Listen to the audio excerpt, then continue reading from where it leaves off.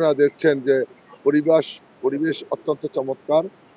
একটা নির্বাচনের একটি সুষ্ঠু পরিবেশের যেটা প্রয়োজন রয়েছে সেটি সম্পূর্ণ হয়েছে। আমরা আশা করব বগুড়ার জনগণ বগুড়ার উন্নয়নের স্বার্থে স্বতঃস্ফূর্তভাবে এসে তাদের একটি মূল্যবান ভোটটি তারা প্রয়োগ করবেন। ভোটারদেরকে আমরা বারবার বলেছি যে আপনারা ভোট কেন্দ্রে আসুন। আমরা দীর্ঘ ২০ বছর বগুড়া বঞ্চিত ছিলাম, অবহেলিত ছিলাম। সেই বঞ্চিত, অবহেলিত, বৈষম্য শিকার যে আমরা হয়েছিলাম, সেখান থেকে আমাদের উন্নয়ন করতে হবে। তো আজকের নির্বাচনটি আপনাদের জন্য একটি উন্নয়নের নির্বাচন।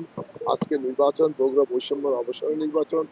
আজকের নির্বাচনে আপনারা আসুন, ভোট কেন্দ্রে ভোট প্রদান করুন, আপনার এলাকার উন্নয়ন করুন, আপনার জেলার উন্নয়ন করুন, আপনার ভবিষ্যৎ যে আপনার যে সন্তান তার কর্মসংস্থানের জন্য কর্মসংস্থানের সুযোগ সৃষ্টি করুন। এইটা আমরা আজকে আমরা বলেছি যে বগুড়া এমন একটি জেলা যেটা উত্তরাঞ্চলের গেটওয়ে, ভৌগোলিক অবস্থান থেকে রাজনৈতিক অবস্থান থেকে অত্যন্ত গুরুত্বপূর্ণ জেলা। এখানে শস্য ভাণ্ডার বলা হয়, এখানে অনেক কিছু আছে, আমাদের অনেক উন্নয়ন করতে হবে। সেই জন্য আজকে আমার মাননীয় প্রধানমন্ত্রীর প্রতিনিধি হিসাবে এখানে আমাকে মনোনয়ন দিয়েছেন।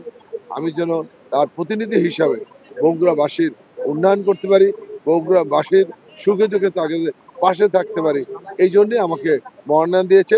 আমি বগুড়াবাসীর কাছে বারবার আহ্বান জানিয়েছি, আসুন আপনাদের মহামূল্যবান ভোটটি আজকে প্রদান করুন এবং বগুড়ার উন্নয়নে আপনিও অংশগ্রহণ করুন। যে পরিবেশটা এখানে বিরাজ করছে, আমরা মনে করি যে এটা একটা ভীতিকর পরিবেশ সৃষ্টি করা হয়েছে।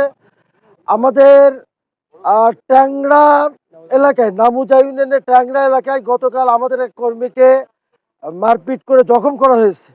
আমরা এটা রিটার্নিং অফিসার বরাবর অভিযোগ দিয়েছি, এসপি সাহেবকে অবগত করেছি, ডিসি সাহেবকে অবগত করেছি এবং বিভিন্ন এলাকায় আমাদের কর্মীদেরকে ভয়ভীতি দেখানো হয়েছে রাতভর। এবং সবচেয়ে বড় ব্যাপার হলো আমাদের নারী কর্মীদেরকে মানে হেনস্থা করা হচ্ছে কয়েকদিন ধরেই। এ ব্যাপারে ইতিপূর্বে আমরা অভিযোগ করেছি, আজকেও আমরা শুনেছি আমাদের নারী কর্মীদেরকে রাতে বিভিন্ন জায়গায় ভয়ভীতি দেখানো হয়েছে যে আগামীকাল কেন্দ্রে গেলে পরে দেখে নেওয়া হবে।